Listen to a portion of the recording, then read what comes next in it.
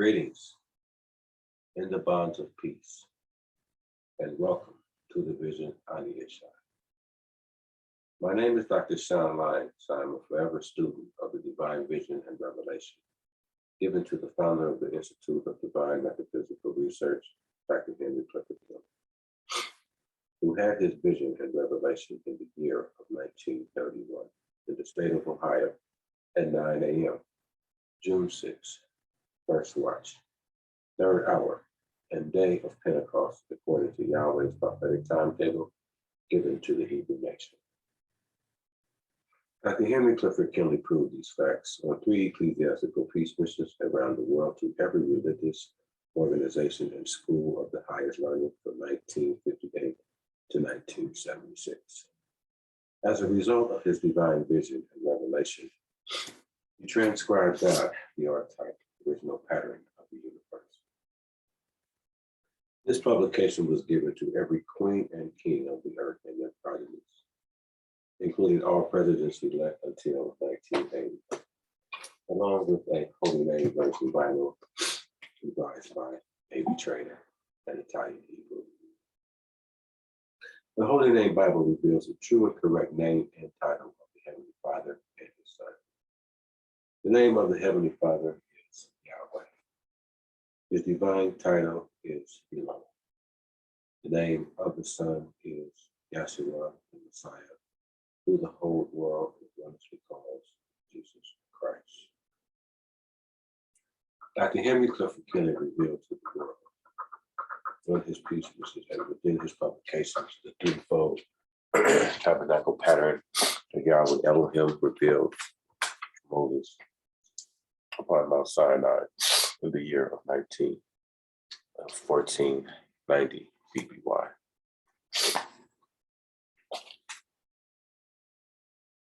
And commissioned Moses to build one exactly like it in the wilderness of Sinai. This was the establishment of the Mosaic Law and the cardinal ordinances. Yahweh Elohim led the children of Israel out of the land of Egypt and to the Passover. After 40 years in the wilderness, Yahweh Elohim commissioned Moses in the audience of the children of Israel to place his hand upon Yahshua, the son of Nun, to give him charge to lead Israel over into Canaan's land before Moses had entered into Mount Nebo. 33 days later, Elder Izhar and the sons of Aaron, bearing the ark of the covenant, placed the soles of their feet upon the river Jordan, and it opened up like it unto the Red Sea. Yahshua, the son of Nun, therefore commissioned 12 men of valor to retrieve 12 stones from the midst of the river Jordan as a witness unto the children of Israel that Yahweh Elohim opened up the Red Sea, like he did the river Jordan, to fulfill his promise to Father Abraham 430 years before the law, that the children of Israel would receive Canaan's land for their inheritance. Yahshua, the son of Nun, therefore numbered the children of Israel, confirming the covenant of circumcision through the cherubim Michael, captain of the hosts of Yahweh, before their 40-year conquest, to remove the reproach of Egypt from the children of Israel once they had entered into Canaan's land. 480 years after the children of Israel departed out of the land of Egypt, the foundation of this temple was laid. 7 years to the construction of this temple in correlation to the 7 days of creation. In like manner, according to the 3 phenomenal days, a year for a day, it took 3 years to defer, so that all the instruments within this tabernacle will be placed within the temple of King Solomon upon Mount Moriah. This is a total of a 490-year cycle. The same divine service that was carried out pertaining to the law of Moses was carried out in King Solomon's temple for 32 years, before the invasion and destruction of Jerusalem and this temple by the king of Egypt, King Shishak.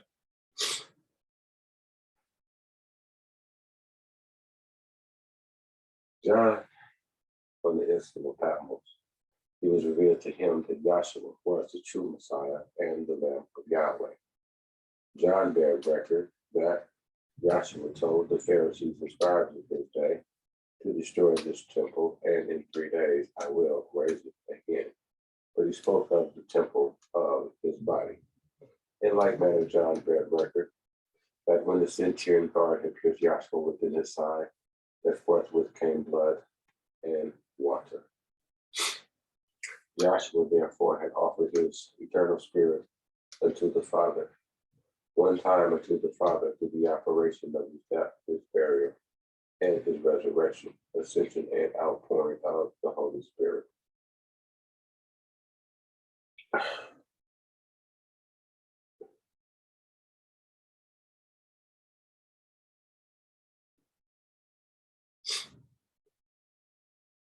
Which happened on June 6, 33 AD, whereupon the 120 in the upper room persecuted for 7 years for preaching that Yahshua was the Messiah and the fulfillment of the law of Moses. According to the 70 years of servitude in Israel's disbursement amongst the Gentile nations, that in the process of time, the Gentile nation will be grafted into the body of the Messiah as one new man by the preaching and believing in the salvation which was once given unto the children, our sons of Yahweh. That all nations of the earth will be blessed through thy seed singular, which is Yahshua, the Messiah. These illustrations can be found on page 42 in the 1961 edition and page 69 in the 12th edition of God, the Archetype, original pattern of the universe, called the Apocalyptic Confirmation of the Creation of Moses and John. Dr. Henry Clifford Kinley gave us rules of engagement pertaining to his vision that the manifestation would change, but the principle will remain the same. That being said, study to show thyself approved, a workman who needs not to be ashamed, rightly dividing the word of truth. But may the Comforter, which is the Holy Spirit, teach you all things. My aims and objectives.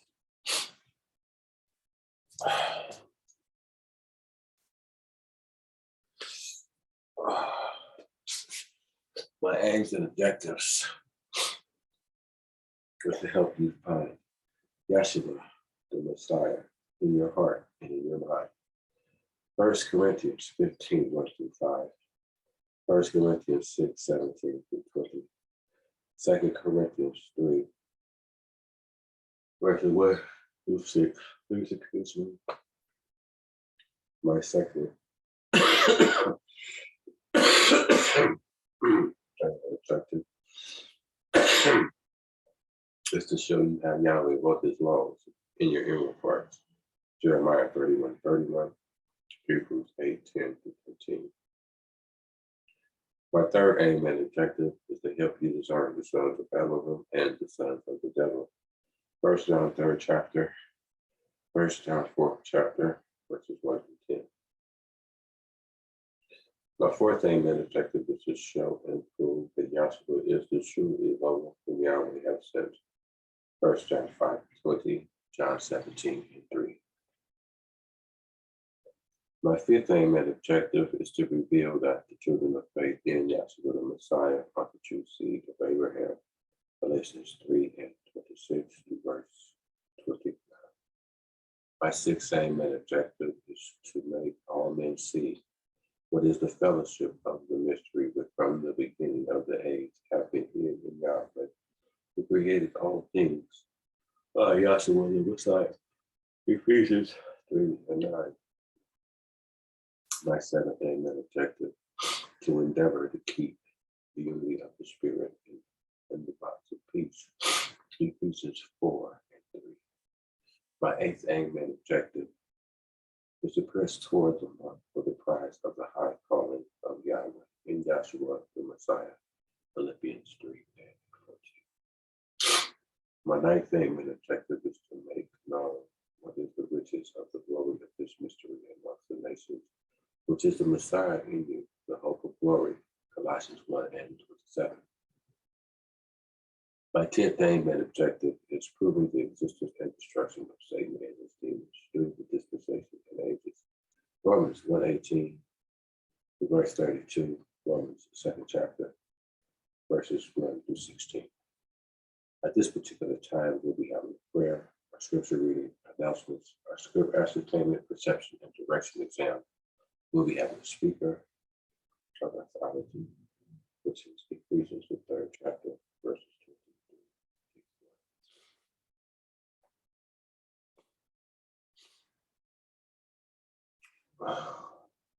please excuse me.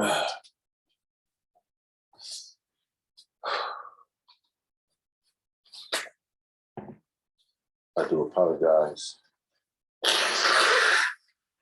I can't put it on pause because I tried to put it on pause and disconnect the whole show. I do apologize for being ill.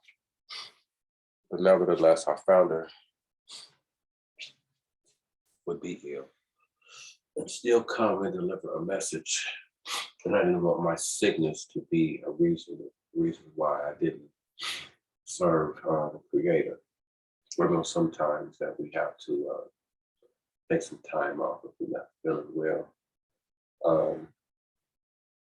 Nevertheless, I just couldn't just sit up and just do nothing, not feeling well.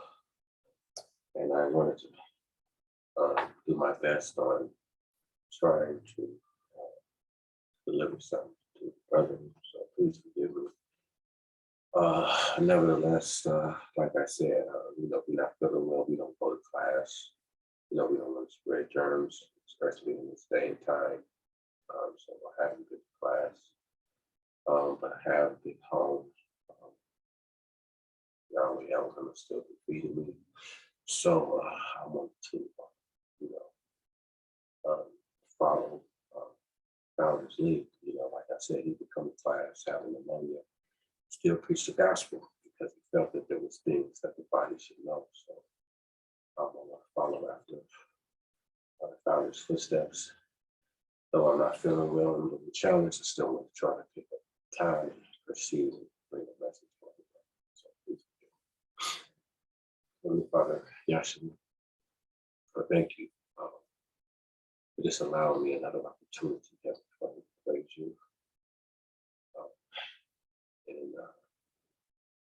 And in health and in sickness, thank you, Father, for that much. I thank you for just giving me the strength just to carry on, Father. I'm always do my best. I will try not to let cold be a crutch to me, where I cannot deliver these messages through the gospel to my children, Heavenly Father. So I ask Heavenly Father that you manifest yourself within me, Heavenly Father, richly. Be the speaker to bring the message on how you want to convey it to your listeners and viewers. Just let me be the vessel, Heavenly Father, of your conveyance in righteousness. I ask that all my 9 major attributes manifest within my hypothetical. That's what I should do, Father. In the name of the only begotten Son, at this particular time,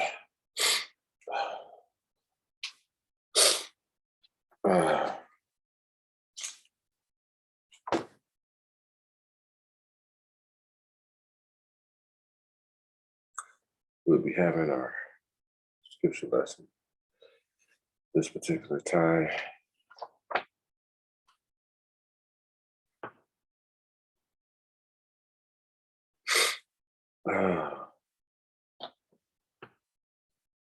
which will be Psalms, the 80th chapter. I'll be reading it out of the Holy Name Version Bible, critically compared with ancient authorities, various manuscripts revised by Trainer. Yes. Give ear, O shepherds of Israel, thou that leadeth Joseph like a flock, thou that dwellest between the cherubim who shine forth before Ephraim and Benjamin and Manasseh, serve thy strength, and come and save us. Turn us again, O Lord, and cause thy face to shine, and we shall be saved. O Yahweh Elohim, of hosts, how long wilt thou be angry against the prayer of thy people? Thou feedest them with the bread of tears, and giveth them tears to drink in great measures. Thou makest us a strife unto our neighbors, and our enemies laugh among themselves. Turn us again, O Lord of hosts, and cause thy face to shine, and we shall be saved. Thou hast brought a vine out of Egypt. Thou hast cast out the heathen and planted it. Thou preparest room before it, and didst cause it to take deep root, and it filled the land. The hills were covered with the shadow of it, and the boughs thereof were like a goodly cedar. She sent out her boughs into the sea, and her branches into the rivers. Why hast thou then broken down her edges, so that all they which pass by the way do pluck her? The bore out of the wood do waste it, as the wild beasts of the field do devour it. Return, we beseech thee, O Lord of hosts, of that we have to behold, and visit this vine, and the vineyard which thy right hand hath planted, as a branch that thou made strong for thyself. It is burnt with fire, it is cut down. They perish at the rebuke of thy countenance. Let the hand be upon the man of thy right hand, upon the Son of Man whom thou made strong for thyself. So will not we go back from thee, quicken us, and we will call upon thy name. Turn us again, O Yahweh, Elohim, cause thy face to shine, and we shall be saved. I have read to you Psalms 38 chapter. Oh my goodness. Please forgive me.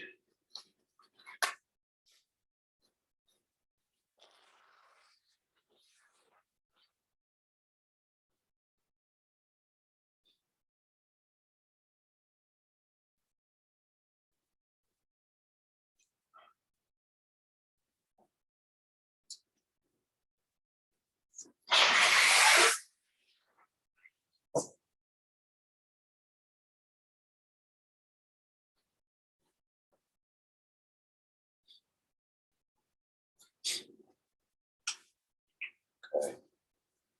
But this,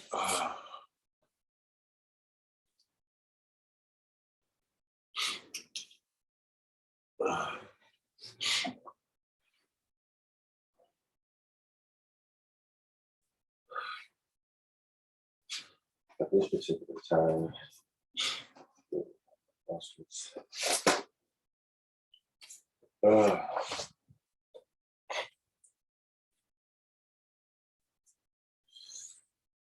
at this particular time, our announcements, Dr. Johnson will not be joining us this evening.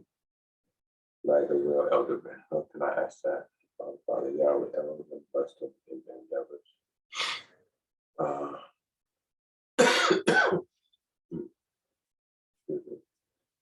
Once again, I do apologize. Once again for me not feeling well.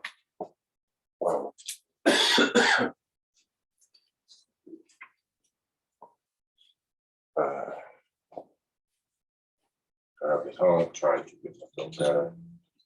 I haven't been in class.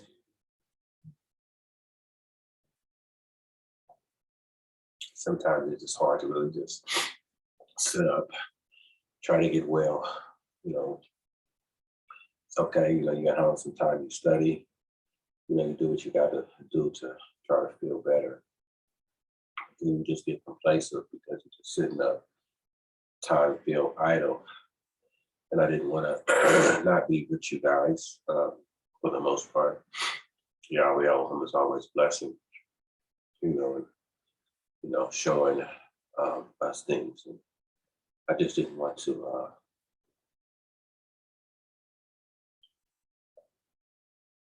not contribute to the beautiful ecologies and revelations, with Yahweh Elohim have been sharing as well. Like I said, I know we're not going to be supposed to take some time off, but I've be reading lectures on the founder and heard stories and things of what he was feeling well, how he just persevered through it all, and after a while when he wasn't feeling well, after preaching, he said, I feel a little better. And sometimes it helps, so I'm hoping that the Holy Spirit have passion from me and allow me to feel a little better to try to keep the faith message for the kingdom of Yahshua Messiah.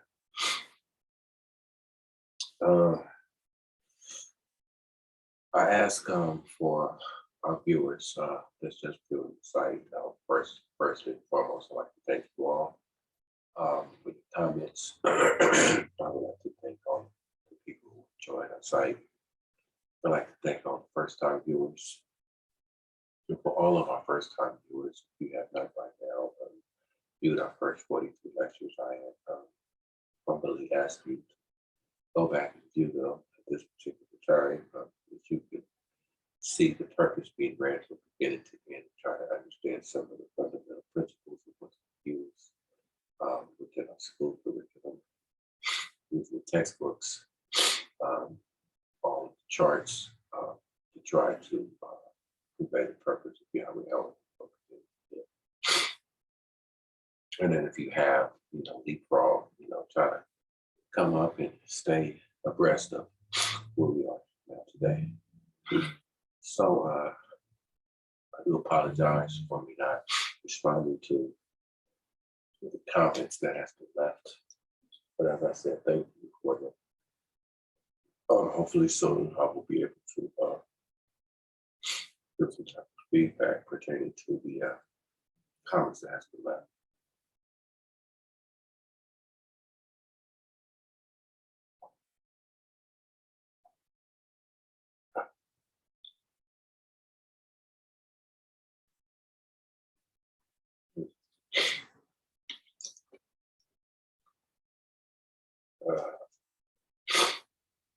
Well, here we go. Let's try to move along. Okay.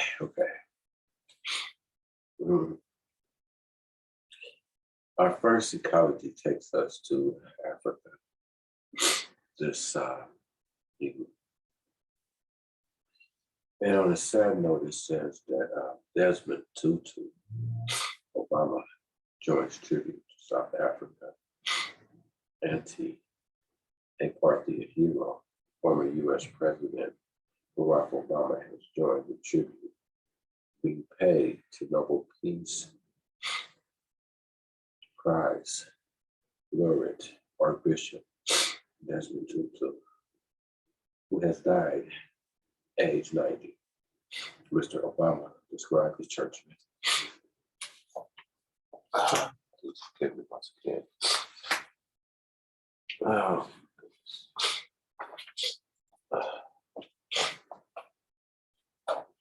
As a churchman, as a mentor, friend, and moral compass, a contemporary of Nelson Mandela, Archbishop TuTu was one of the driving forces behind the anti-apartheid movement in South Africa. South Africa's president, Cyril Ramaphosa, said he had helped bequeath a liberate South Africa, one of the country's best known figures, as home, and abroad. Archbishop TuTu was awarded the Nobel Peace Prize in 1984 for his role in the struggle to abolish the apartheid system enforced by the white minority government against the black minority in South Africa from 1948 until 1991. TuTu death comes just weeks after that of South Africa's last apartheid era president, F.W.D. Clerk, who died at the age of 85. Church officials in South Africa say a week of tribute is being organized. The plans include 2 days of lying in state to allow the public to pay their respects, as well as a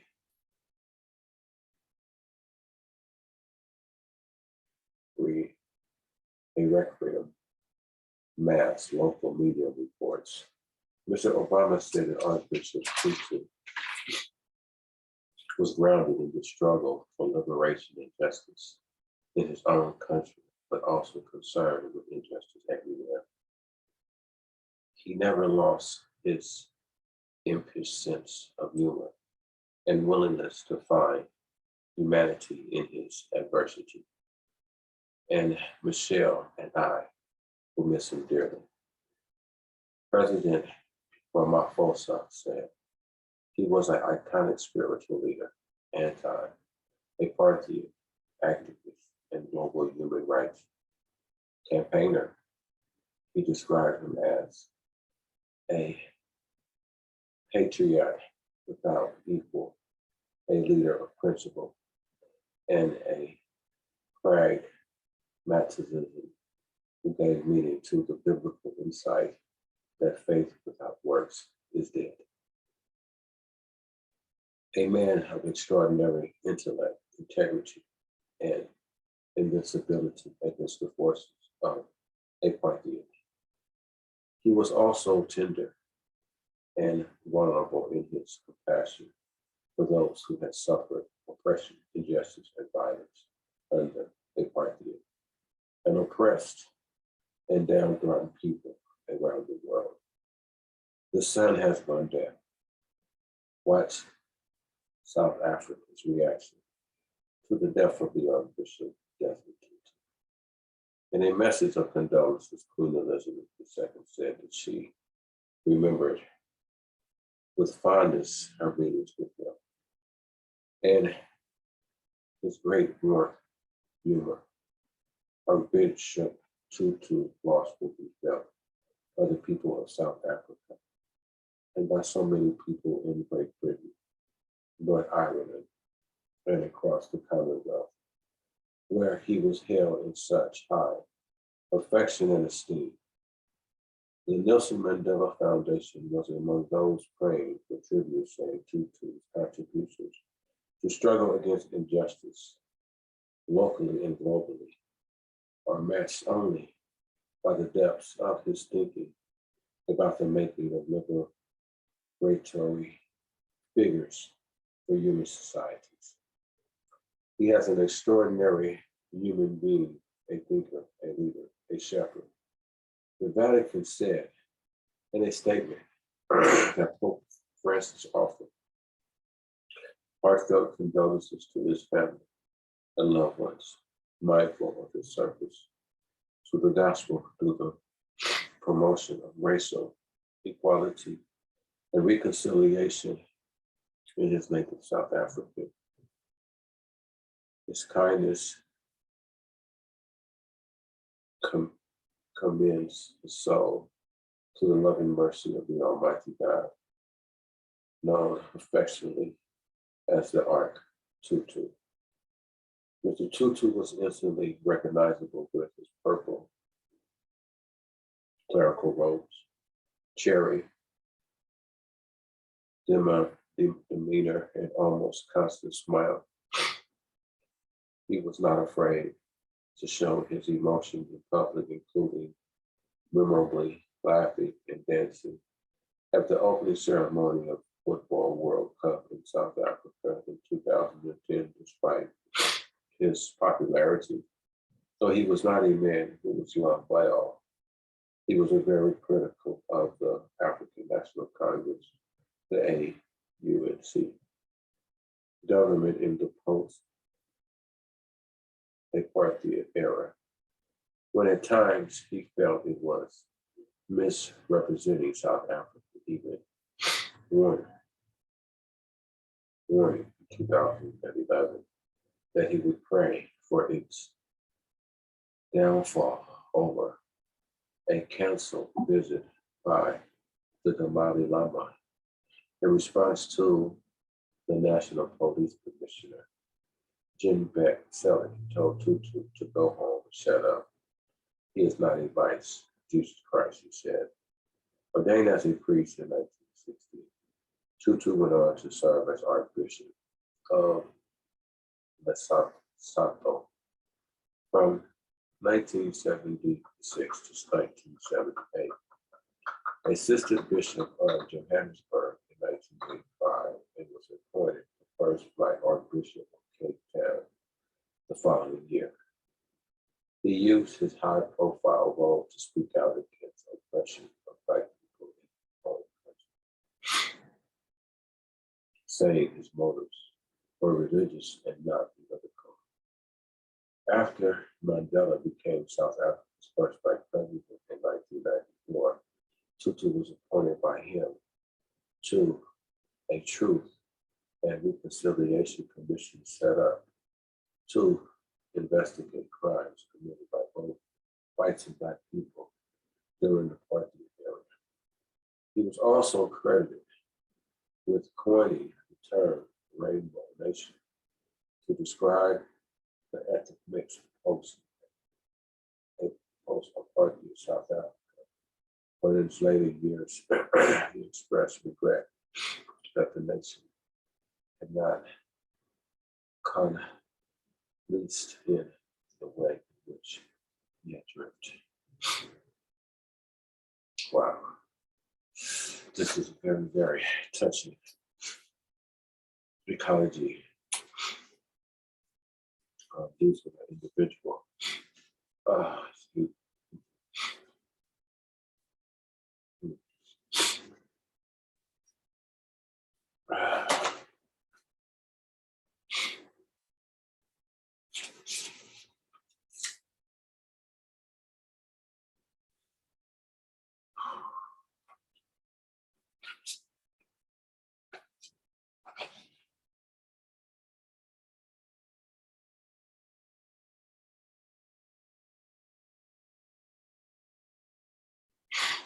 Now here with this particular ecology, I apologize, I can see the reality of it. But when we look at this particular ecology, and when we do our perception and our directions, we come here to authenticate the divine vision and revelation of our founder, Dr. Image of the King. Now here, when we look at this particular ecology, how we had Desmond TuTu. He was a former Archbishop. Now here, what we do when we look at these particular principles, and we see how he was a anti-apartheid activist, because he was against political sides, racism. And that's basically what it was when you say apartheid. So when you have all races hang on one particular race, basically the predominant race of a particular area. Nevertheless, but here when we look at this particular principle, is that we look at when we come here to the divine vision and revelation given to our founder, and we're looking at the principle of priesthood.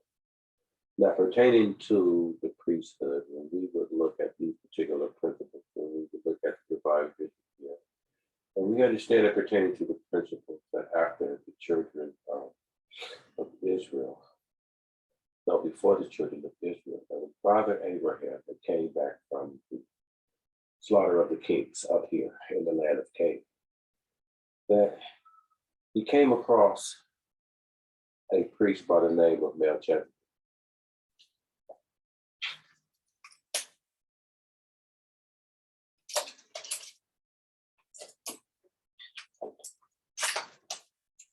Yeah. Now the reason why that I come here pertaining to these particular principles is because here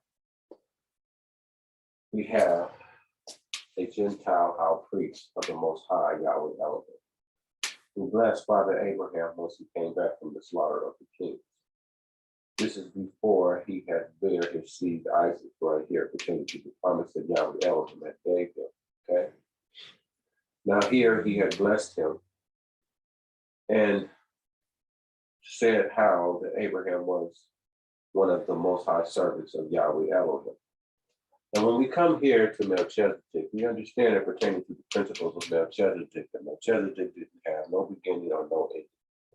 And so therefore, this was the priesthood pertaining to Yahshua. He had to come in after a priesthood according to the principles of Melchizedek, because Melchizedek didn't have any beginning or nor ending of days, nor his priesthood. And so therefore, pertaining to the principles of Yahshua the Messiah, that coming in after the priesthood of the Aaronite priesthood, which had an ending pertaining to Yahshua being the fulfillment of the law. So therefore, that would have been an ending of the Aaronite priesthood. But pertaining to the priesthood of Melchizedek, not having a beginning nor ending, and being an everlasting priesthood, but this is the priesthood of Yahshua the Messiah, is a priest after the order of Melchizedek. So when we come here, what we're looking at is not so much as the order of Melchizedek. What we're looking at is the priesthood of the Gentile nation, pertaining to that this was one of the first Gentile priests that was named within the scriptures until we got to the priest of Midian, which was Moses' wife's father, Jethro. And then as well, we understand that down here within the land of Egypt, pertaining to Joseph's wife, I believe the priest of down here within the land of Egypt, pertaining to the priesthood of the Gentile nation. So pertaining to that fitting this pattern, that we would have Melchizedek, Ruel, and then the priest of pertaining to the high priest of Egypt.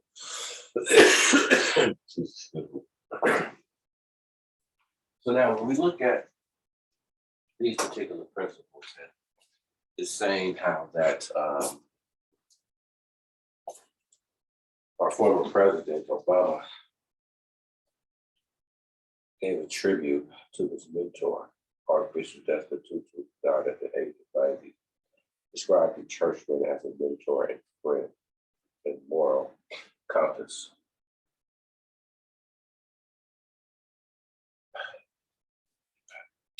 Now,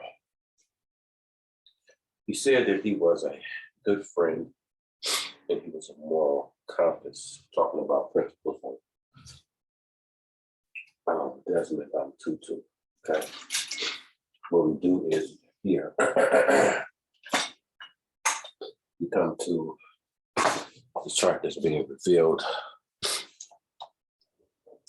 And here we come down here and we look at the principle of what it was talking about, pertaining to how we come here to the four banners, the four elements, and the compass of Yahweh Elohim, okay? Pertaining to the principles of how that the former US president said that Desmond TuTu was a companion and a compass, okay? So therefore we come here and we look at these particular principles pertaining to the compass of Yahweh Elohim. As well as what we do, we come here, okay, to the other chart, which is being revealed. We look at the principles here. And what we do is that we come here because we understand it pertaining to what was said, how that Archbishop Desmond TuTu was 90 years old. So here we come here to the principles to show you the line here. We come down here, and then here we take the foundation here, or the top part of the cup, as an O to pick up the principles of him being 90 years old and him taking off the veil of the flesh. As well as when we look at the principles pertaining to the former US President, Mr. Obama, and we come here pertaining to the principles of the World Trade Center, picking up the principle or the United States colors of the red, the white, and the blue, picking up the principles of the US President of Obama because he was our former US president. So we come here to extract the colors of red, white, and blue pertaining to Mr. Obama's presidency. And then picking up the age, as I said, of Mr. Desmond TuTu as being the 9 here, we share with you here, and then this being the 0 for the principles of 90. We share with you formally pertaining to how we have the 9 here, and then we have both buildings picking up the principles of 9-11.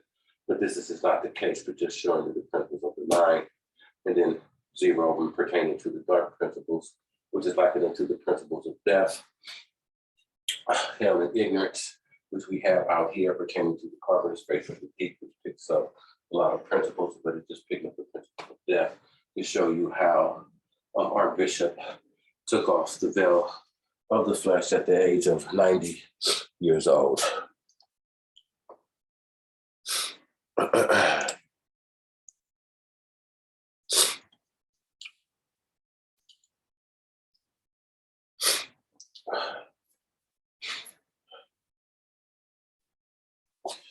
It says that he was a friend. He was a contemporary of Nelson Mandela, was one of the driving forces behind the anti-apartheid movement of South Africa.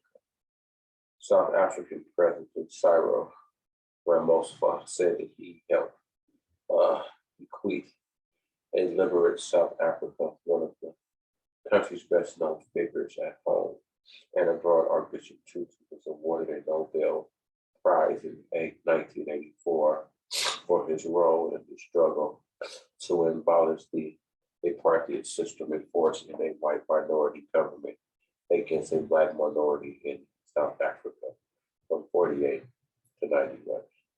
So now when we look at these particular principles, when we come here, and we look at the principles of apartheid, okay, which is no more than a form of a political form of racism to legalize racism in a particular structured government of a city, state, or country. And so therefore what we do is that when we look at the principles pertaining to, we come here to the principles of South, and we look at the principles of red, black, and green, and that is the principles of Africa, and we will take the principles of South and pertaining to the colors, we principle those of South Africa.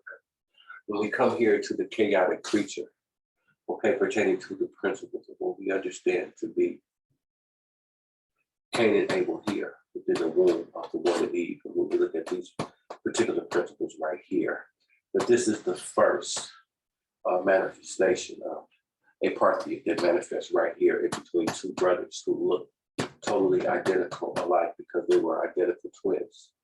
And when I'm speaking about the first principles of apartheid, it was how one would have natural hate for another one, even if they had the same color of skin. You understand? Or for one to have a different color of skin just to be able to hate another one for the color of the skin, and then to legalize it, and then to separate yourself from these particular people within a government, or segregate yourself from them and you guys stay amongst them, okay? So when we come here and we look at these particular principles here between Cain and Abel, this is the first form of apartheid because we understand that Cain killed Abel because of his sacrifice that he brought unto Yahweh Elohim, which was not pleasing, but his brother Abel's was. And so therefore Cain slew his brother because of that. And Yahweh Elohim told him to go ask his brother for a sacrifice. And he didn't, and told him that if he would do it well, he shall be accepted, okay, in this form of fashion. But if he do it not well, you see how this darkness fills him. He says that sin lies at the door. And so therefore, when we look at these particular principles here of hate, okay, that's revealed right here with the beginning. We are looking at the particular characteristics of this particular satanic spirit right here, okay? Because we understand that when we look at the purpose of the Creator and how that we understand that the angelic creation took its physical residence. When we come here to show you that, we come here to show you this purple red line pertaining to the principles which we reveal to you. When we look at the principles, we within our ages and our dispensations. Right? And we come here that we share with you on many of occasions how that everything that had manifested within the angelic realm here had took its residence within the physical creation here. Now, we come here and we show you these particular things. We're gonna come back, we're gonna show them to you again. We don't mind showing you these particular principles of these particular things.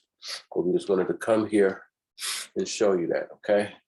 So pertaining to everything that happens within the angelic realm takes its physical manifestation within the physical realm. So we wanted to show you this here. And so therefore, when we look at how it manifested and took place within the physical realm, we come here to the divine vision and revelation of our founder, Archbishop TuTu. We showed you the origin of the principles of apartheid right here. When we come to the apostasy plate that is manifesting right here in the antediluvian age. So that allows us to be able to come right here, and we're looking at the apostasy that manifests right here, which is a natural hate for your fellow man or a natural hate for your brother. This is the first principle right here, pertaining to when the Messiah had said that Lucifer was a murderer from the beginning and a liar. Okay? So this is what Yahshua was talking about right here when the first spiritual immersion in wickedness had transpired pertaining to the disobedience of what Cain had did pertaining to what Yahweh Elohim had told him to do. And so therefore we see in the first illustrations or principles of apartheid manifest right here within the antediluvian age. So when we come along and we see how that he was a liberalist, and we see how that he was a revolutionary fighting against hatred of the people toward one another, that was the same things and the same principles pertaining to what Enoch had did. And we understand how that there was a separation here pertaining to the sons of Adam or the sons of Elohim, and those that wanted to partake of the things that happened within the city of Enoch pertaining to the son of Cain. And so therefore we see how that there was a difference here. And we understand that Enoch, who prophesied, revolutionized everything that was happening over here in the antediluvian age. And we see how the same principles manifest not only in the antediluvian age, but as well the same principles that manifested over here in the post-diluvian age with an individual by the name of Elijah. And so therefore we see that with that, that the same principles had manifested all the way down, because we see how that they had manifested with Elijah. We come down here to the land of Egypt, we see how it manifested with Joseph, and as well with Moses, see, and as well with all of the sons of Elohim, as well as prophets, that we could see how that they were revolutionized their situation for the time at hand. We have Moses to kick up against Pharaoh, as well as Joseph had to kick up against being in prison falsely for a period of time, and then coming out and serving the Pharaoh of Egypt at this particular time, okay? And so when we look at these particular things that have taken place within time, that we can see how this gentleman being an activist and fighting for the things that he believed in is nothing but a reflex and a perpetuation that will lead us up to Yahshua the Messiah, who was a revolutionary, who fought for the laws, statutes, and judgments of his father, Yahweh Elohim, okay? Amongst the people that was given the law pertaining to the Hebrew nation, which were the Sanhedrin Pharisees and scribes of his day, how he kicked up against them pertaining to things that he believed in, and how the leaders of that particular time discriminated against people who believed in the spiritualism of Yahweh Elohim and opposed the people who put themselves within the seat of Moses and judged the people. Okay? And so we look at these particular things pertaining to the reports of this particular individual and how he was loved throughout South Africa.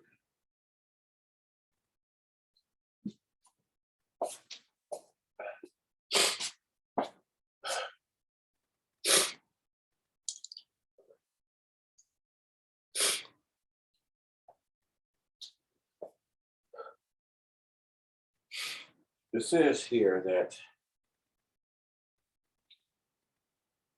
he was awarded a Nobel Prize in 1984 for his role in the struggle to abolish the apartheid system enforced by a white minority government against black minorities in South Africa from 48 to 91. So we look at these particular principles from 1948 to 91. Now, when we look at the principles of 48, when this particular started, that we understand that Yahweh Elohim's number is 888, which is the principle of 3 8s. Now, we're looking at the time that's coming into the realm of the Gentile nation to where we come to the principle 1, 2, 3, 4, pertaining to the 4 banners in his eyes that manifested around 12 tribes of the children of Israel, picking up the name of the Creator, pertaining to E-L-O-H-I-M, being the name of Elohim. Okay? And so therefore, it says how from 1948 to 1991. Now, when we look at the principles of 4 and 8, that 4 is the number of Yahweh, of Yahshua, pertaining to how he said that I am the door. And that's pertaining to the principles of him being the door to this particular tabernacle parent, which we have right here. Okay? So therefore, we look at these particular principles here. Now we understand that pertaining to the principles of the children of Israel, that when they were out here within the wilderness of Sinai, that they wandered around here for some about 40 years. Okay? And by them making a circle right here, all right, and then they crossing to and through the mighty waters of the River Jordan, and they went around the walls of Jericho 7 times, the sound of Yahweh, and then the walls of Jericho fell down here. But this was a principle, as we understand, to be a figure 8 that was manifested within the wilderness of Sinai in the land of Canaan, pertaining to after the children of Israel came up out of the land of Egypt. Okay. Now we over here within the Middle East, and we understand Africa's principle as that. Okay. So now when we come over here and we look at this particular principle, okay, we look at 40, the principle of them being able to manifest themselves out here for 40 years, and then go up here and then conquer the walls of Jericho and then fall, and we're picking up the principles of 48 was likened unto the principles of how he had conquered and fought the principles of apartheid for those particular years up until the time of his death. We come here and we see how that the former president, which was F.W. de Klerk, who died in 85, church officials in South Africa says a week of tribute being organized and planned to include 2 days of lying in state to allow the public to pay their respects, as well as a recorded mass, local media reports. So here they say that they plan to have 7 days tribute within Africa in 2 days, so a total of 9 days that they're going to give to Desmond TuTu as a tribute of how he fought South Africa's liberal rights. Now that takes us back into the principles pertaining to how we understand it when Yahshua, the son of Nun, had took Moses up into Mount Nebo. And we understand how the children of Israel mourned for Moses for 33 days. Actually, for 30 days, and then 3 days prepared rituals to be able to cross to and through the divided waters of the River Jordan to go over to the Promised Land.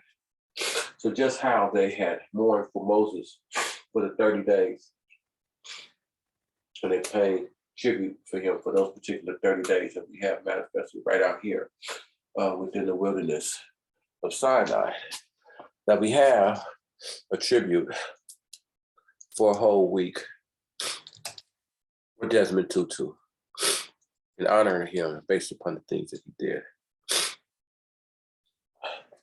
Then it says how that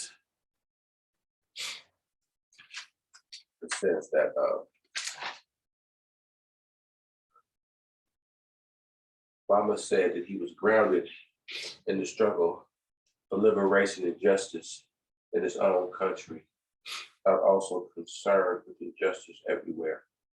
He never lost his interest, sense of humor, and willingness to find humanity in his adversities. He says, and Michelle and I will miss him dearly. That was spoken by President Obama.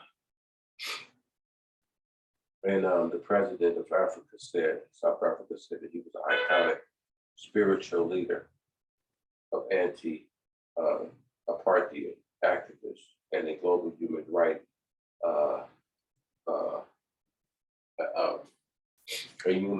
rights companion, because he fought, like I said, for human rights. Now, this person globally, had a love for humanity, things of that particular nature. And so, when he did that, and he fought for humanity, as he did, that he was well renowned, well loved. Excuse me, I'm suffering, but that's okay.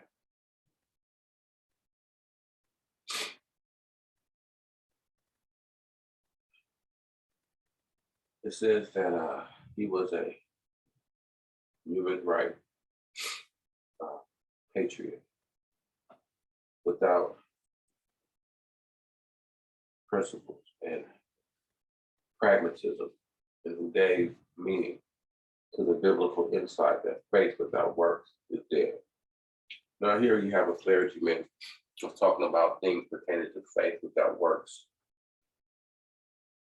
because that was one of the things that he had to help him through the struggles of what he had went through when he was fighting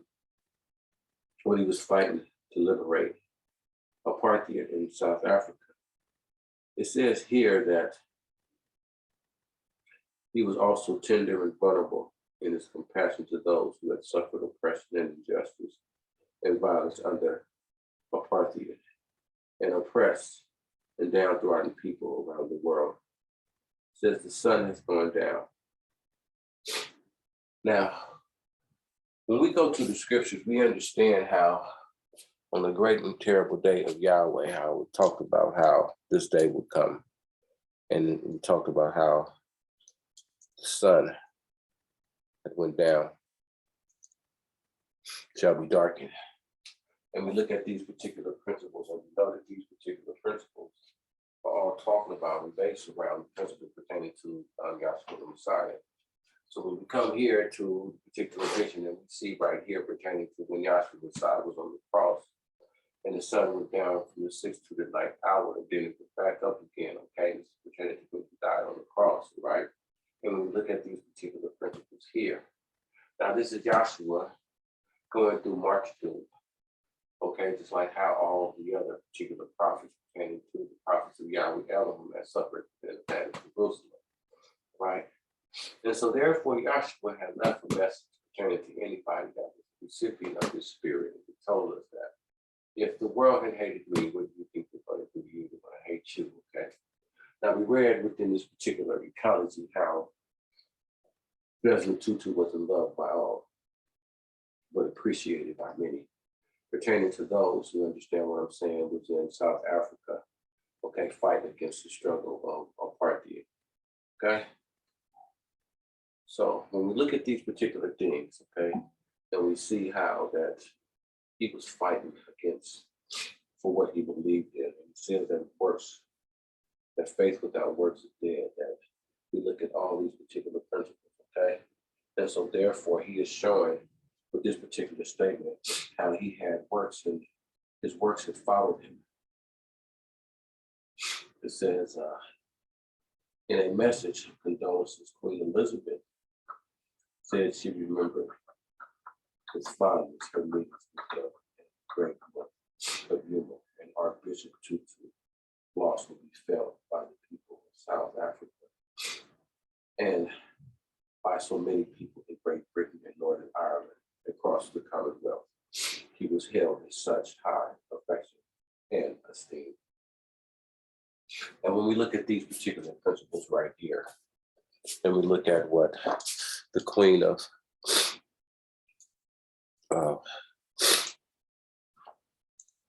England said, come right here.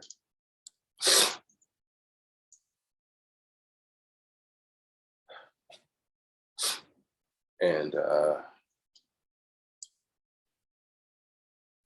that's right here. And we come right here to England, okay? We come right here to Ireland.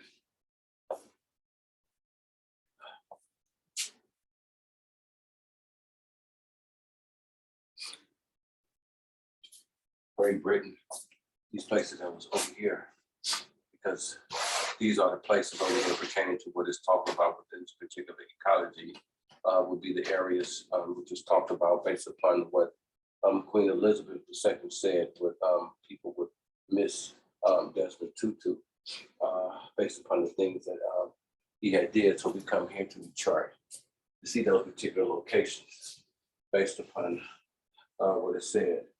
It says that he was an extraordinary human being, a thinker, a leader, a shepherd.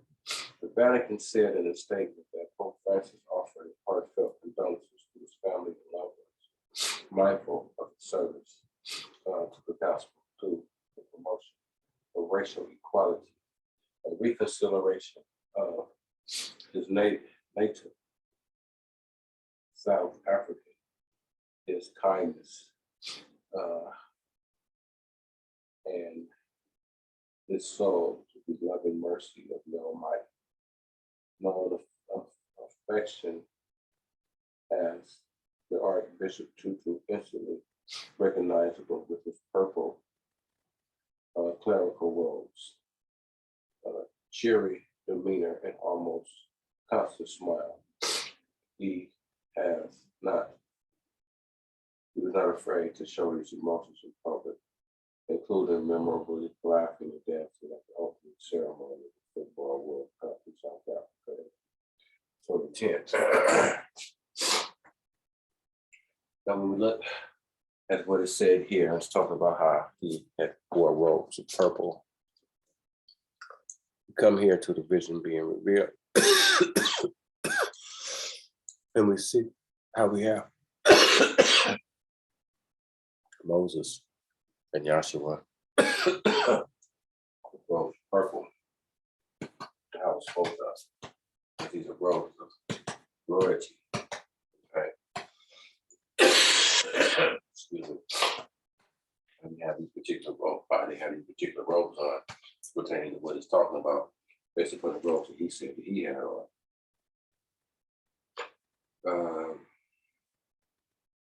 He was very critical of South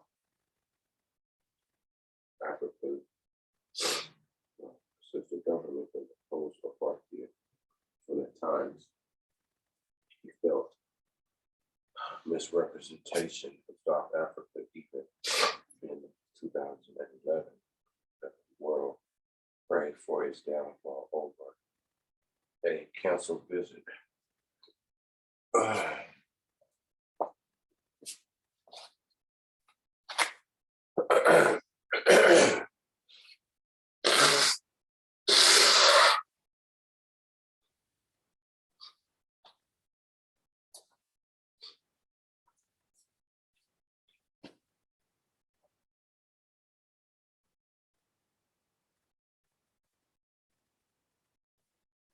It says that he was ordained in 1960.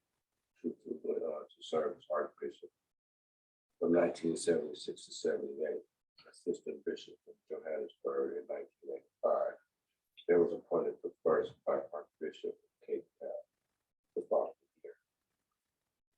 Now, when he was ordained a priest in 1960, that pertaining to the principles of what our founder said, that the age had ended in 1960, pertaining to the age of the dispensation chart here.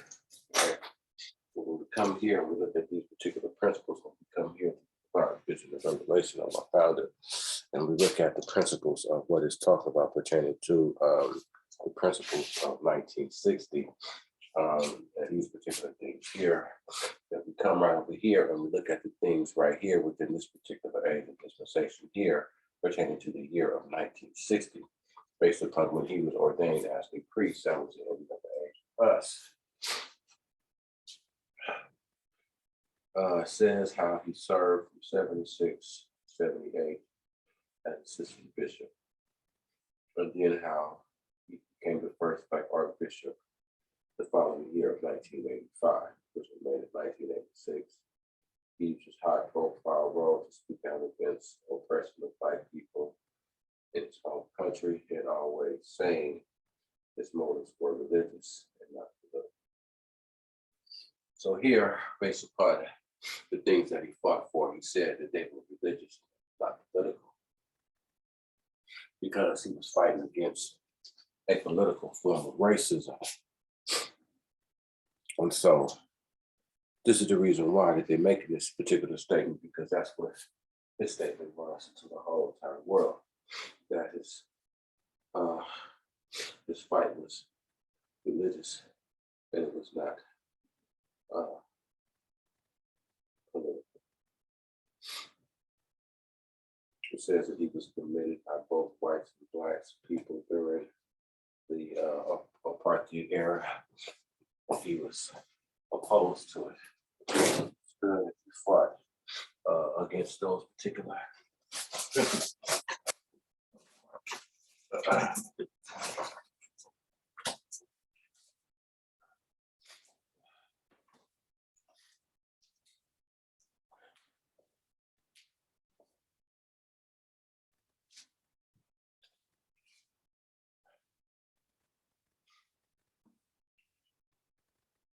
and then at the last part of it, it says here that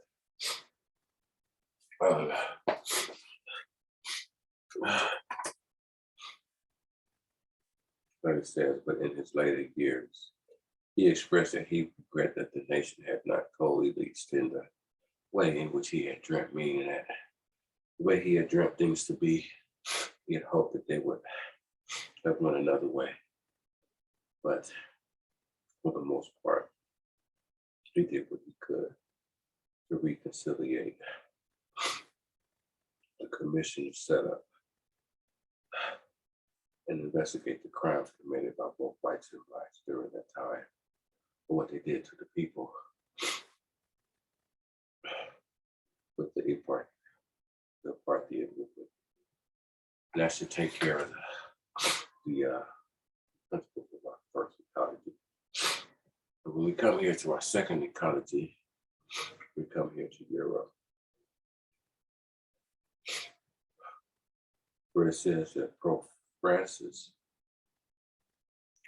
hereby addressed world ignorance, news, tragedies. Pope Francis has warned that the world is becoming so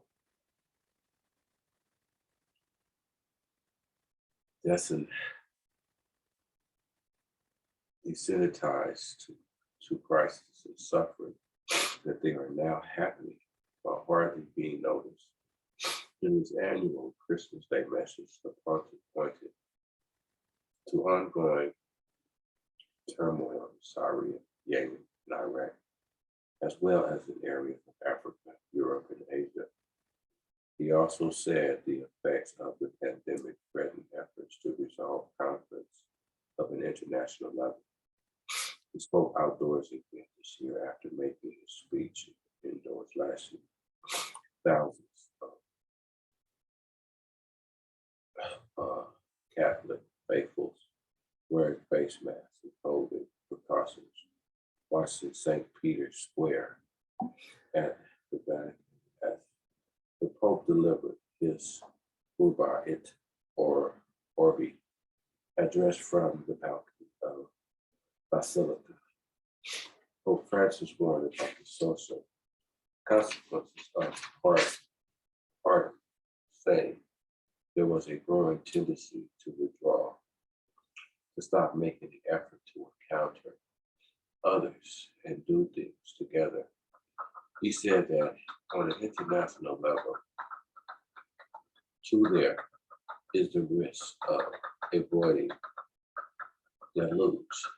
The risk of this complex crisis will lead to taking shortcuts rather than setting out on the longer path to resolve conflicts.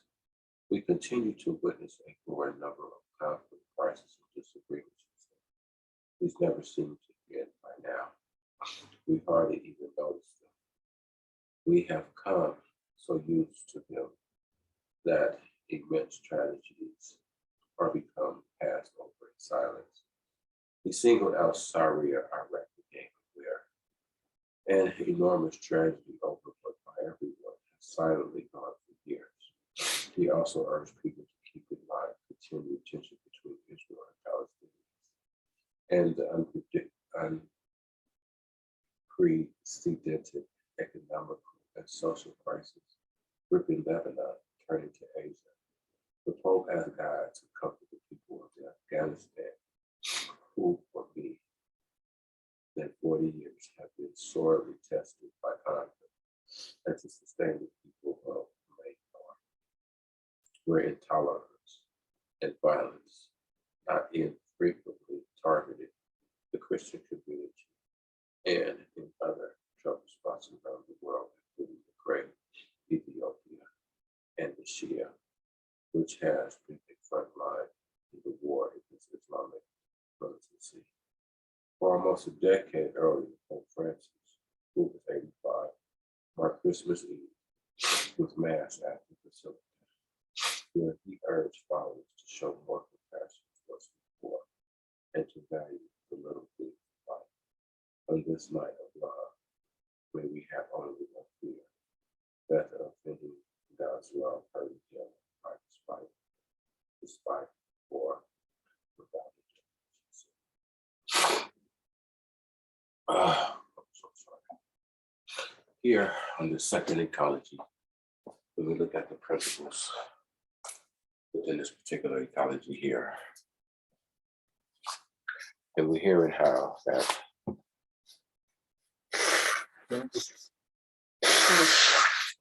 the Pope is speaking about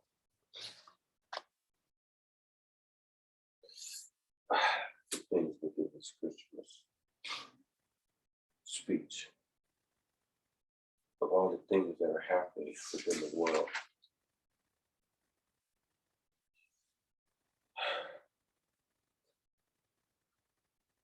And how it says that the efforts to resolve these particular conflicts on an international level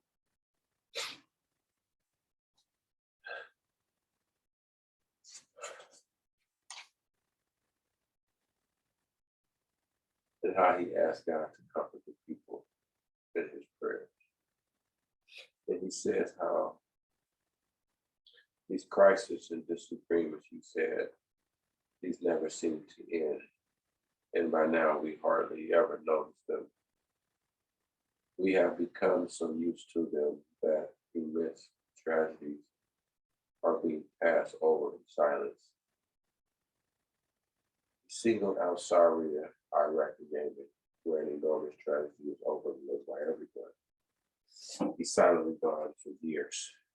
He also urged people to keep in mind the continued tension between Israel and Palestine and unprecedented economical and social growth of Lebanon and turning to Asia.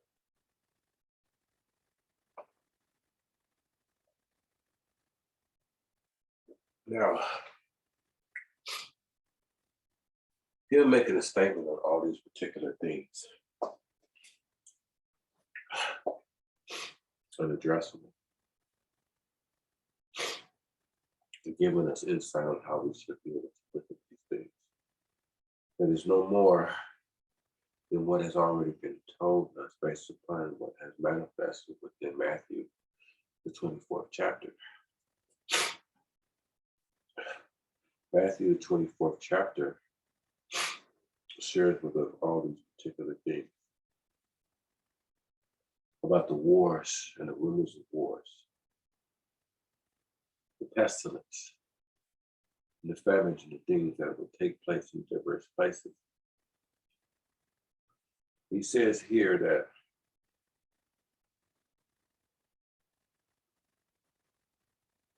the people of Afghanistan, for more than 40 years, have sorely tested by conflict and to sustain the people. That all these things have been going on for so long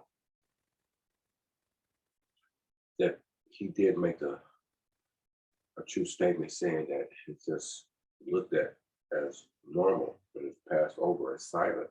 All these particular tragedies, wars, and things like that. And the people act like these particular things are just normal to manifest within the world. But we understand, like it said over there in Matthew, the 24th chapter, that these things shall be. They're not going to get any better.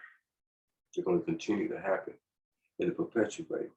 Because Yahweh said that they would. And they're going to continue to manifest and perpetuate until the end of time, until the last day, when Yahshua makes his consummation to end all these particular things.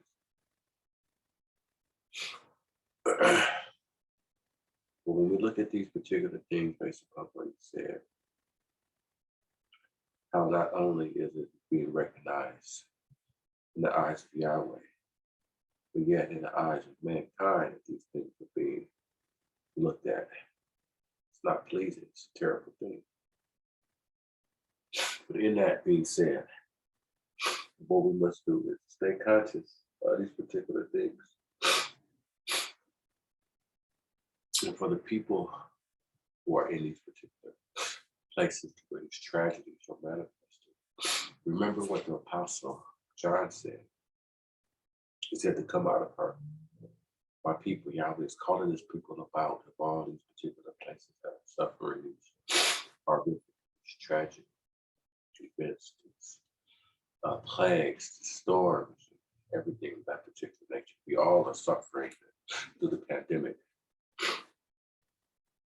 There's nothing that we can do about that, but to pray to Yahweh ever, to ask for his mercy, and all of the people of the world that want to come up out of this, to ask Yahweh for forgiveness, because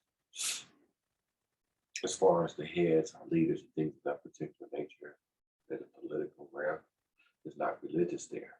It's all about physical things. It's all about things where it's going to help make more money, things of that particular nature. It's not so much for the little guy, but the smaller people. And they're the ones who are suffering. And so, that being said, that it is talking about if there's ever a time for a man to get himself right with the Creator, it's time to do it. And at the times are not getting any better, and we're looking at these particular things. Here to even recognizing these things over within the Vatican about how the whole particular world is being undermined and within wickedness. And that goes pertaining to the darkness that goes all the way around the edges of the chart that's behind me, because it's pertaining to the wickedness and spiritual evilness in high places, where all of us has been subjected to unwillingly by reason of Yahweh Elohim to be able to deliver us from the wiles of the adversary within these particular times that we're in. And so when we are looking at these particular things, we see that he is the reason why that all these things are taking effect, because of all this particular darkness vanity and all the stuff that we are subjected to, which is making the world be within the predicament that it's in until this particular day. And the demise of life because of this particular evil, malefic spirit based upon mankind and us being in the image and likeness of the Creator. So, just like how he comes down and he is taking his wrath upon all of us because he has but a short time, then like I said, through every religious organization, these things are being recognized, and here they're being talked about and discussed by Pope Francis here in St. Peter's Vatican. Okay. Now, reason why we come here and we look at these particular things is because when we come here and pertaining to what we learned from our founder and about how the fifth angel had poured out his vial of darkness upon the seat of the beast, this is the reason why that we come here to the chart. And we show you these particular things pertaining to the principles of St. Peter's Vatican. How that the fifth angel had poured out his vial upon the seat of the beast and hidden with the darkness, meaning that he was not getting a revelation from the Creator. So this is what we should up and show here. But pertaining to the things that he is talking about, because they are all natural and physical things that the whole entire world can be able to identify and recognize things that he's talking about. As well as when we come here and look at the same principle here, and the angel is doing the same thing right here. This is what it's talking about pertaining to the principles in Revelation 16 and 10, okay? And so therefore we see how the angel was pouring darkness upon the seat of the beast on the throne, okay? Pertaining to everything that we see manifesting throughout all this particular darkness here, okay? Because it's going back pertaining to the principles of vanity, which we all have been subjected unto unwillingly, okay? So, coming back here to the divine vision and the revelation of our founder, when we come to the apostasy plate, those particular principles are here as well when we come to the ending part of the vision. Like how it was in the beginning, so shall it be within the end.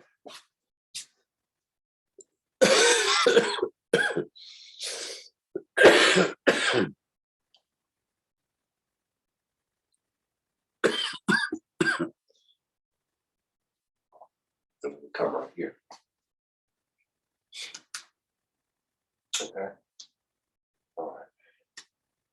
So we just wanted to sit up and show you that particular principles there with that particular plate of apostasy to show you where we are in time, all right, based upon things that was revealed in the divine vision and revelation of our founder. Now,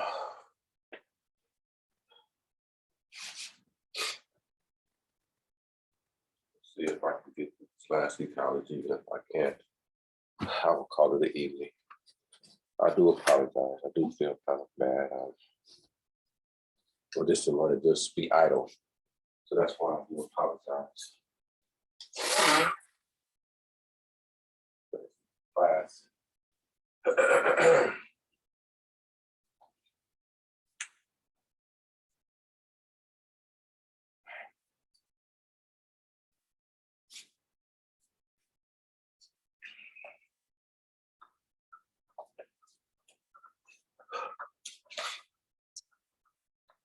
Here in Asia, it says that Myanmar charity staff missing after deadly army attack. International Charity Save the Children says 2 of its staffs are missing in Myanmar after more than 30 bodies were found following an attack.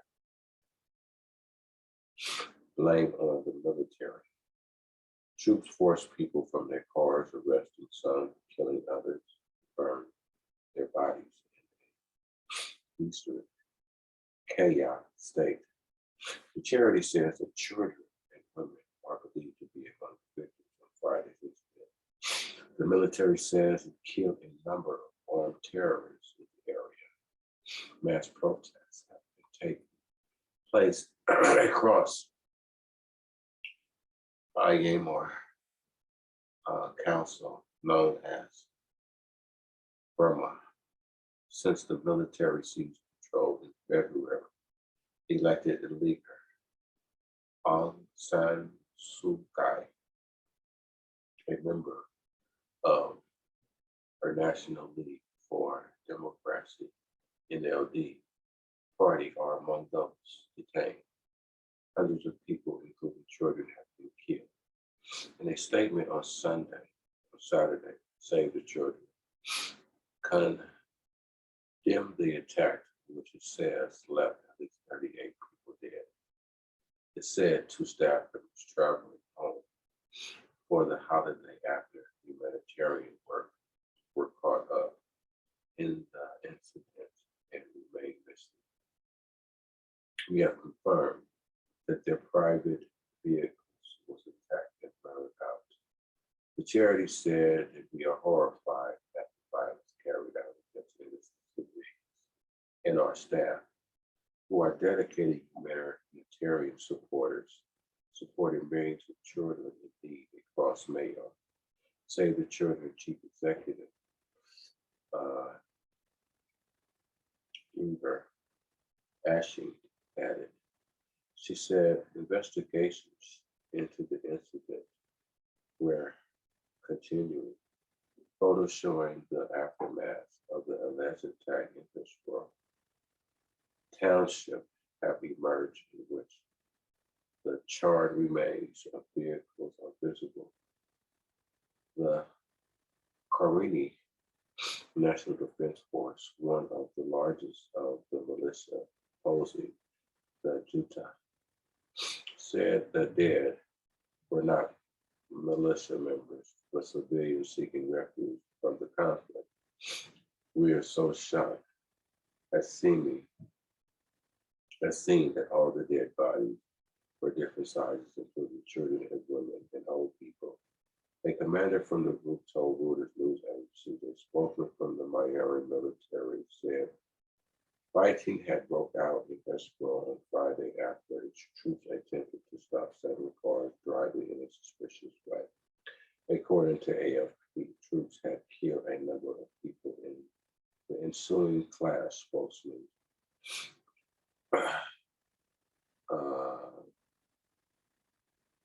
Two Minton told the news without providing any further detail. Now here within this particular ecology, it says that the charity said Save the Children says that 2 of the staff was missing and more than 30 bodies were found following an attack blamed on the military troop force. Some killing others and burning other bodies in eastern AF state. Now here when we look at this particular principle here, and it's talking about how they said that there were 30 bodies found.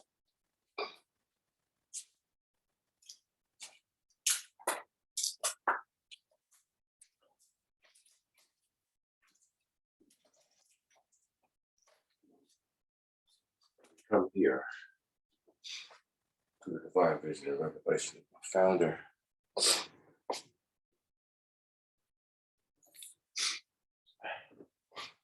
And it brings us right here to the principles of Yahshua. I was baptized at the age of 30 years old, pertaining to the principles of how it says that more than 30 bodies were found. But in the scriptures, it says over there within Colossians how that when he was being baptized by John the Baptist, that all of us was buried into his death right here, pertaining to this particular principle that is manifesting right here. Let me zoom in, and I do apologize.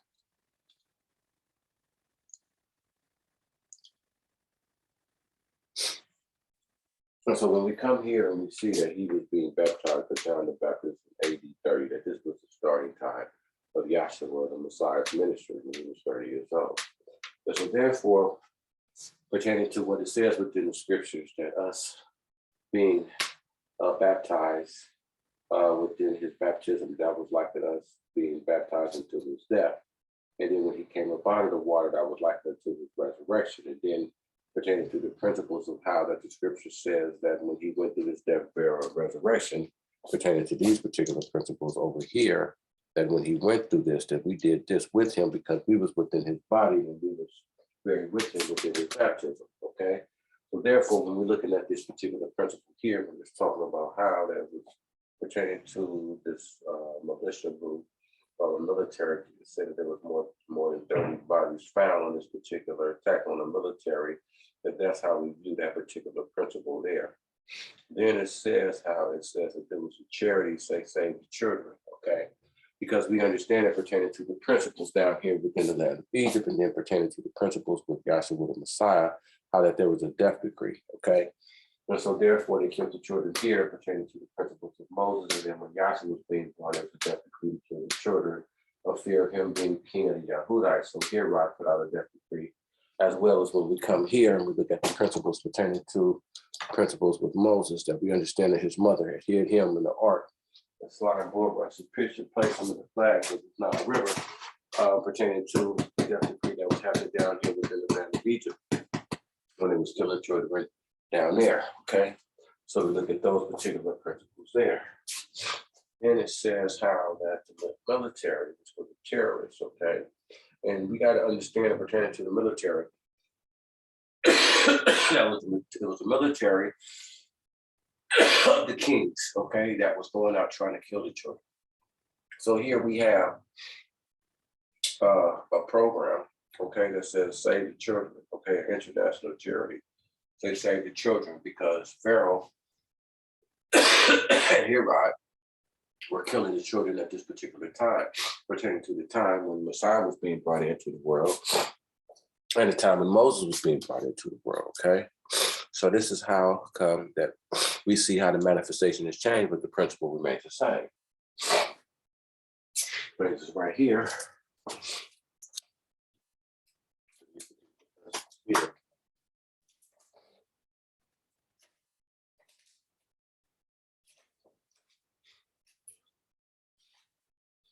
Comes here, these particular principles, when we see how Joseph had to flee down in Egypt because those who sought to kill the child.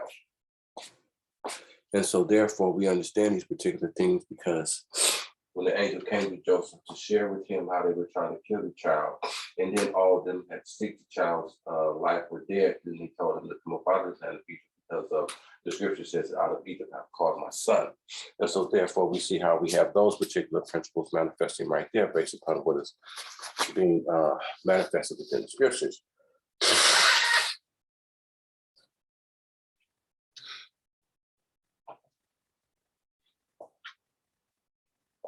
Then it says how that it says that hundreds of people, including children, have been killed there in a statement on Saturday. Now these individuals got killed on a Friday night based upon these particular attacks. When we look at that principle of Friday, we shared with you that when we come to the chart that's being revealed, that we understand that these particular principles, that's when the Messiah was crucified, pertaining to these particular principles here. So we come here and share with you that it was Friday when the Messiah was killed. Okay, right here, we see Friday that when he was killed, pertaining to the principles of when these individuals were killed. We talked about 30 individuals, okay? And so therefore, excuse me, these are the same principles when we come right here and we see it is Friday, pertaining to the time when Yahshua was being killed, pertaining to the principles that's manifested here. Manifesting right here with the other principles of Friday, okay?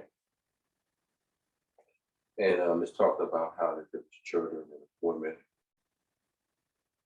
And it says how it was children and women are believed to be victims on Friday's incident.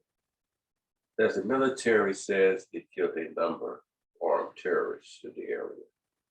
Mass protests taking place across Myanmar.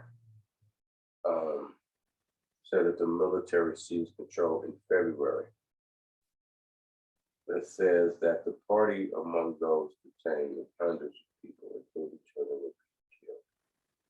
It says Saturday, Save the Children condemned the attack, which says that at least 38 people were confirmed dead, and said 2 of their staff members traveling home from the holidays after humanitarian work were part of in the incident and remains missing. We have confirmation that their private vehicles was attacked and burned out, the charity said.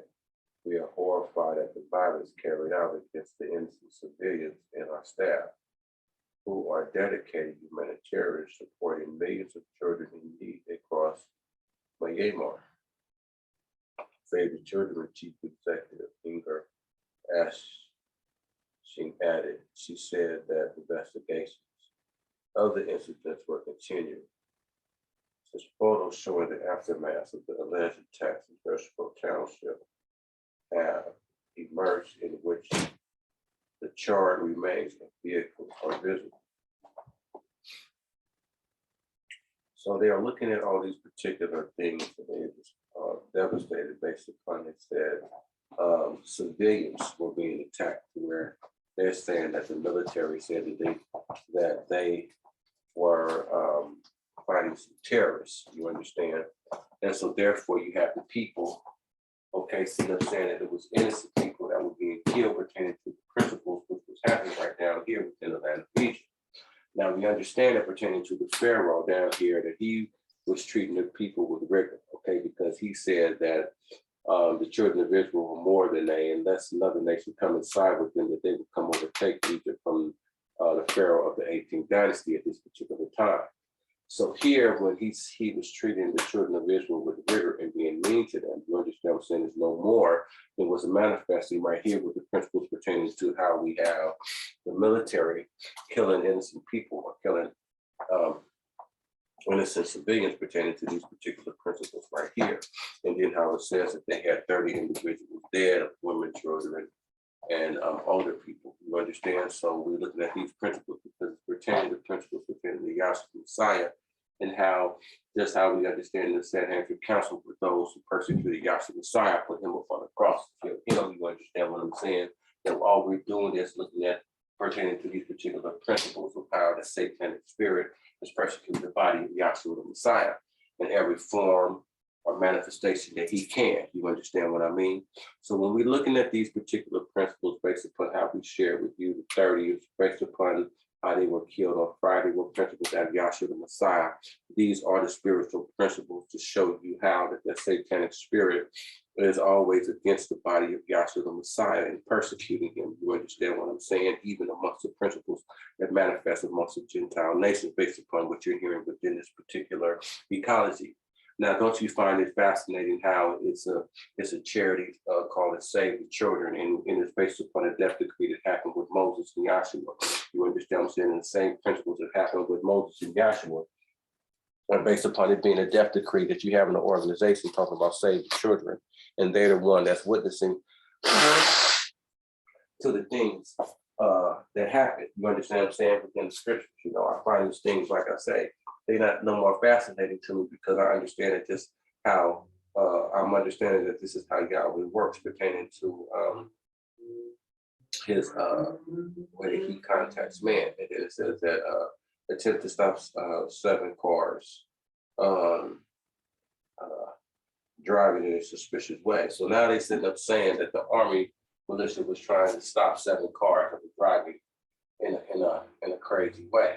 So therefore, what happens is when it says that how that the military said that they was trying to stop 7 cars that were driving in an evil way, that we come right down here to Pharaoh and his host as pertaining to the principles of the military. When we come down here with the land of Egypt, looking at these particular principles here. And so therefore, when it says how that they had stopped the militia group of 7 cars driving crazy, that pertaining to that particular principle, we come here to the satanic spirit because we shared with you in our previous ecologies how this is a vehicle, a vehicle to lead you unto hell, okay, which is a negative vehicle pertaining to the principles sharing with you when we was looking up the definition of bus, which we understand it means kiss or keep it simple, stupid. But pertaining to that particular ecology, that those particular principles have ran us here. So therefore, when it's talking about the 7 cars, that we understand that this dragon has 7 heads. We come here, we pick up the first head, which is the first one pertaining to the anti-apartheid. We come here and pick up 3, 4, 5. Okay, pertaining to these 4 heads that we have here, that pertaining to Babylon, Media, Persia, and Parisi. And that'll be 5. And then we come here to pick up Judas as the 6th head, okay, of the beast. You understand? And then we come here to Alpha Draconis to pick up the 7th head, okay? And those are pertaining to the 7 cars, pertaining to the lie that they said based upon that they were shooting and trying to kill them. So the 7 heads of the dragons pertaining to what the military said that they was trying to destroy based upon the 7 cars that were driving crazy. All right, and so therefore, it says that the military said that the killing a number of the people in the insular class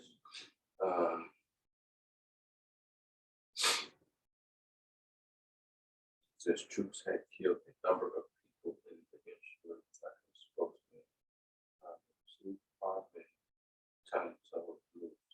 without providing any further details. It says here that one of the largest of the militia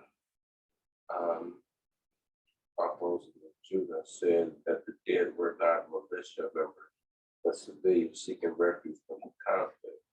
We are so shocked at seeing all the dead bodies. We're different sizes, including children, women, and old people. A commander from the group told rulers. So here's a commander of the particular group said that when they came here to look at these particular graves, here's a grave right here. And pertaining to this particular grave was when pertaining to the principle of when Moses came out amongst his people for the first time, him being in the house of Pharaoh, that he came out and saw a Hebrew, Egyptian smiting a Hebrew. Moses defended that Hebrew, killed the Egyptian and buried him in a grave. And this is when Moses had to leave out of the land of Egypt because of the Egyptian person who he had slew, okay? And we understand pertaining to that was Ramesses' son, you understand, who Moses had slew, so Moses had to get up out of it. So now we hear within this particular ecology how they're going digging up these particular graves, how they're different sizes because of women, children, older people, and they're digging up the graves and they're seeing all these individuals who they had burned and they buried, you understand what I'm saying, who they killed, who were civilians and wasn't a part of any type of militia terrorist group based upon what the military said that they was killing, you understand? So here we come here and we see based upon what happened pertaining to the principles of Moses. Before Moses went to the land of Midian, you see how these particular principles based upon the shell of graves and the graves of particular nature is manifested right here. You understand? And now we're seeing how everything that had manifested within the scriptures, you understand, that is remanifested within these particular ecologies. You understand? To show you how the story has already been written. You understand? And just like our founder told us that the manifestation would change, but the principle will remain the same. And so this is how that we come up with these particular principles here. So it says that they burned out a lot of things and how the whole particular vicinity was burnt up. That is to show you how our Elohim is a consuming fire. And then as well pertaining to all these particular things that's happening within this particular darkness, pertaining to the principles, all these things is within the lake of fire. Okay, and so therefore, all these particular things are being burned. You understand what I'm saying? And to reveal to you how these things are going to be burned when the consummation of Yahshua Messiah is revealed from heaven. You understand pertaining to these particular principles here, when Yahweh Elohim said, let there be light, and the consummation shall happen to where the whole entire universe shall be lit up with the glory of Yahshua Messiah and eradicate all these particular principles, even pertaining to the satanic spirit. And so therefore, when we see the fire that's going around all around the edges of this chart, right, and all these principles are the things that you see here within darkness is likened unto the fire that it is talking about with how everything was being burnt. And then it's talking about pertaining to, there's two staff members. Two staff members will come here to show you pertaining to the principles of the two twins, right here within the beginning pertaining to how they're missing. We share with you how these are particular principles pertaining to principles of righteousness and unrighteousness. Okay, so this is the reason why we come here pertaining to what it's talking about based upon the two individuals who are missing. So that being said, that should pretty much pick up all of the principles within our ecologies. And I cannot really continue anymore. My body won't let me do it. So what I'm going to do is I did my best. I tried to draw them out as much as I could, as long as I could. I do apologize. I'm just really weak this evening. I did my best. I didn't want to just, like I said, be sitting around the house, not doing anything. So I just gave my best, you know, for this evening.